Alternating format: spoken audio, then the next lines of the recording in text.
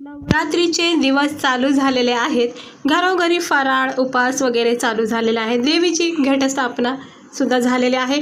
तर सगळ्याला माझ्याकडून मनोभावानी नवरात्रीच्या शुभेच्छा.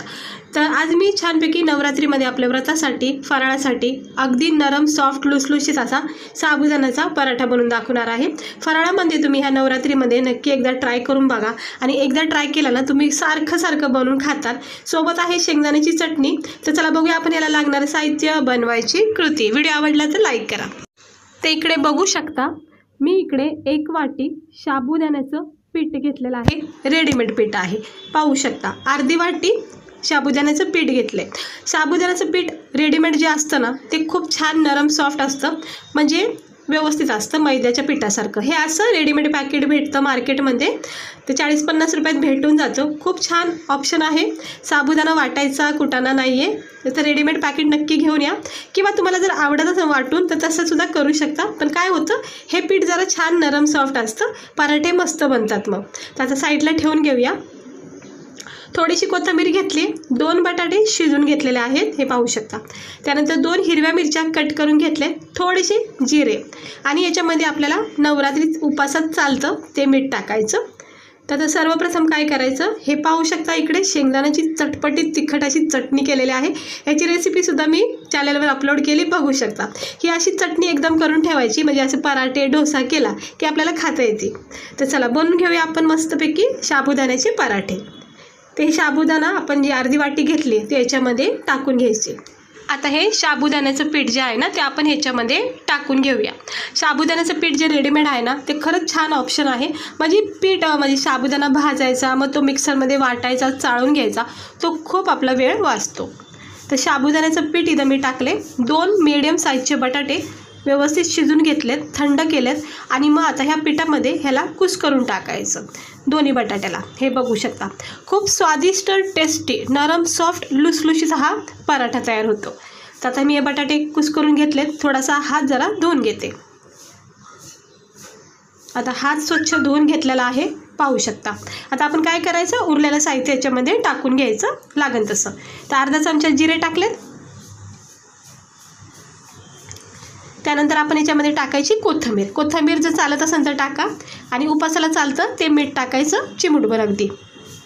हे बघा इथं मी बारीक कोथिंबीर टाकलेली आहे, ऑप्शन आहे, नाही टाकली तरी काही हरकत नाही. आणि ह्या मिरच्या 2 हिरव्या मिरच्या कट केलेल्या आहेत. मिरच्या नसेल तर तुम्ही लाल मिरचीचा थोडासा कूट टाकू शकता, पण हिरवी मिरची खूप छान ऑप्शन आहे. तर ह्याला चांगलं चोळून घ्यायचं पिठामध्ये. हे जे बटाटा, मिरची, जिरे, मीठ वगैरे टाकले ना ते सगळं पिठाला छानपैकी चोळून घ्यायचं. आता बटाटे जे आहे ते छान व्यवस्थित शिजले असल्यामुळं ते बटाटे पिठामध्ये एकदम छान मिक्स होतं आहे. पाहू शकता कसा गोळा तयार होते त्याचा. सॉरी जरा बोलताना चुकतं आहे. हे बघू शकता. हे असं मिक्स करून घ्यायचं आणि एकजीव करून घ्यायचं. चांगलं पिठाला चोळून घ्यायचं आहे सगळं साहित्य आणि याचा एक डो तयार होतो. खूप सहजपणे हा डो तयार होतो, म्हणजेच पीठ. आणि सुक्कं जर वाटलं तर थोडंसं थेंब असं ओंजळीमध्ये पाणी घेऊन टाकायचं. एकदम पाणी टाकू नका, नाही तर पातळ होऊन जाईल, सगळं खराब होऊन जाईल. पराठा तर बनणार नाही, पण पीठ वायाला जाऊ शकतं. त्यामुळं थोडंच थेंब लागल तसंच टाका पाणी. तर मी थोडं टाकते पाणी, जशी आवश्यकता आहे तशी. ह्याला असं नॉर्मल आपल्या गव्हाच्या पिठासारखं मळून घ्यायचं. आता थोडा वेळ ह्याला जरा साईडला ठेवायचं आणि असा हा डो तयार होतो पिठाचा. अगदी छान नरम सॉफ्ट हा डो तयार होतो. पुन्हा एकदा प्लेटमध्ये काढून घ्यायचा आणि परत एकदा थोडा वेळ याला नरम सॉफ्ट करून घ्यायचं.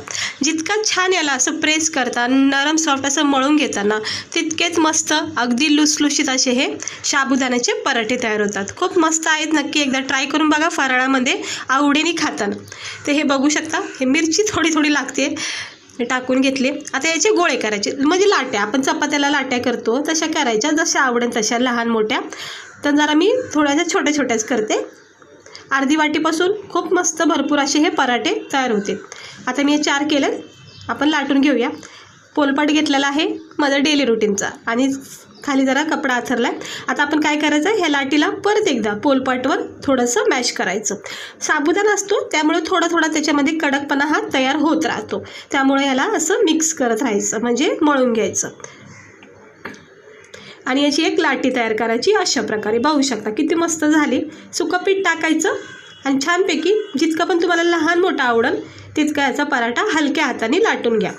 मधोमध प्रेस करायचं, मग कडीला असं ह्याला लाटत राहायचं, म्हणजे दोन्ही साईडून मधून व्यवस्थित लाटला जाऊ शकतो.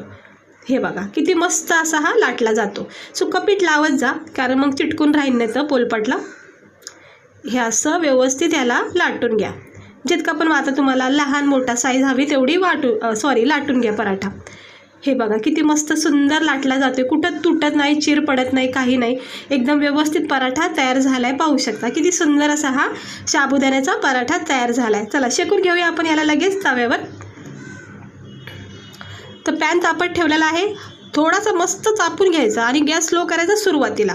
मग साबुदाण्याचा पराठा जो आपण लाटून घेतला आहे तो टाकून घ्यायचा, थोडा वेळ द्यायचा, अगदी एक मिनटं तरी वेळ द्या. जोपर्यंत ह्याच्यामध्ये कडकपणा तयार होत नाही तोपर्यंत ह्याला पलटी करू नका.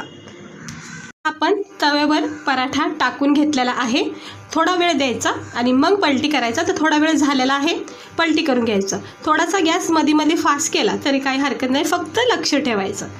हे बघू शकता, तूप किंवा तेल इकडे आवडीनुसार लावा. मी नॉर्मल आपलं भाजीचं ते रिफाईंड ऑइल असतं ते थोडंसं लावून घेते, पण तूप खूप छान ऑप्शन आहे, नक्की लावा. खूप चवदार आणि टेस्ट म्हणजे पराठ्याची खूपच भारी होती. तर तूप असेल तर नक्की लावा, किंवा नॉर्मल तेल लावलं तरीही चालेल. दोन्ही बाजूनी खरपूस भाजून घ्यायचं, छानपैकी याच्यामध्ये कडकपणा तयार होऊन द्यायचा, कारण भाजलं जाणं खूप गरजेचं आहे. कारण हा पराठा जो आहे ना तो नंतर नरम सॉफ्ट लुसलुशीत पडतो, त्यामुळं ह्याला सुरुवातीला चांगलं भाजून घ्या, नाही तर काय होतं कच्चा राहून जाईल. हे असं प्रेस करायचं, हाय फ्लेम करायची, शेक द्यायचा आणि सुंदर असा रंग चढेपर्यंत पराठा हा भाजून घ्यायचा. पाहू शकता मस्त झालेला आहे तयार कडक. तर आता दुसरा टाकून घ्यायचा. असे तुम्ही एकदम लाटून जरी ठेवले तरी पटापट हे लाटून शेकता येते. तर परत एकदा असंच सेम प्रोसेसनी पराठे भाजून घ्यायचे, तेल तूप लावायचं आवडीनुसार आणि मस्त रंग येऊपर्यंत, याच्यावर ब्राऊन स्पॉट येऊपर्यंत, म्हणजेच लाल डाग म्हणजे चांगला शेकेपर्यंत भाजून घ्या. तर सुंदर असा आपला हा साबुदाण्याचा पराठा आहे. पाहू शकता किती व्यवस्थित भाजला गेलेला आहे, कडीने चारही बाजूनी कसा मस्त भाजला गेलेला आहे पराठा. साबुदाण्याचा हा टेस्टी खमंग असा पराठा. चला काढून घेते. हे बघा मस्त भाजून निघला. हे असा कडक भाजायचा म्हणजे छान शेकला जातो. आता मी सगळे करून घेते. सुरुवातीचे जे झालेत मी ते तुम्हाला दाखवते. हे बघा, हे असं लाटून ठेवलं की म्हणजे पटापट शेकता येतात. तर झाले आहेत आपले फराळासाठी, उपासामध्ये खाण्यासाठी गरमागरम जस्ट हा पराठा काढलेला आहे. गरमागरम हा लुसलुशीत नरम सॉफ्ट साबुदाण्याचा पराठा. पाहू शकता तुम्ही किती सुंदर असे छान छोटे हे पराठे केले. खूप गरम लागतंय. हा सुरुवातीचा जरा दाखवते तुम्हाला. हे बघा किती मस्त भाजून निघलाय, त्यामुळे हे नंतर असा नरम सॉफ्ट लुसलुशीत पडतो. थंडगार दहीसोबत इतका मस्त लागतो. हे बघा, साबुदाणा खिचडी वगैरे खाण्यापेक्षा ना हे असे पराठे करून नक्की एकदा ट्राय करून बघा, मस्त वाटते. खोबऱ्याच्या चटणीबरोबर पण तुम्ही याला खाऊ शकता. आणि ही मी शेंगदाण्याची चटणी केली, ह्याची रेसिपी मी उपासाचा डोसा बनवला आहे बघा, त्याच्यामध्ये दाखवलेला आहे. तर तुम्ही तो व्हिडिओ बघा, म्हणजे तुम्हाला शेंगदाण्याची ही चटणी बनवता येईल. ते अशी बनवून ठेवली की मग आपण हे फराळामध्ये डोसा वगैरे काही बनवलं तर सोबत ही खायला उपयोगी पडते.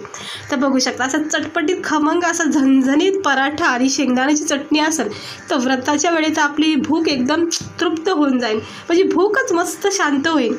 गरमागरम चहाचं कप घ्यायचा. पडून गेला माझा कॅमेरा. हे असं होतं, व्हिडिओ बनवणं सोपं काम नाही आहे, तरीसुद्धा मेहनत करायला लागते. हे बघा मस्त झालेलं आहेत आपले हे लुसलुशीत गरमागरम साबुदाण्याचे पराठे. भरपूर क्वांटिटीमध्ये करून ठेवा, दिवसभर खाऊ शकता. शेंगदाण्याची चटणी किंवा सुक्या खोबऱ्याची चटणी याच्याबरोबर खूप भारी लागते. हे बघा किती मस्त आहे, कुठेही तुटला नाही, कट नाही झाला, चिरा नाही पडला.